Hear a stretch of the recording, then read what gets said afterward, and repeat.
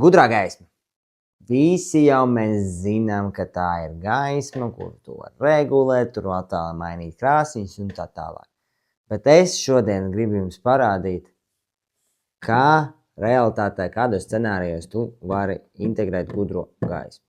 Viens no scenārijiem ir ar klātbūtnes sensoru. Tātad gaisma ieslēdzās tad, kad tu atrodies telpā.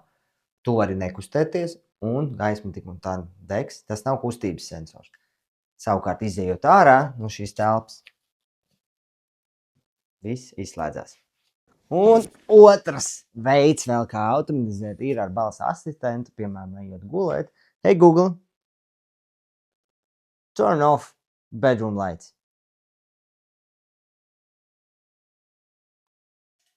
Un drošai gulēt. Un vēl viens veids, kā automatizēt savas gaismas, ir caur drošības sistēmu. Ja? Uzliekot drošības sistēmu, ejot prom no mājas, tev māju izslēdz visas gaismas, un tev nav jāuztraucas, ka kaut kur tu esi aizmirsis izslēgt gaismu. Tik vienkārši. Un tad vēl ir šāds risinājums, kas ir luks sensors.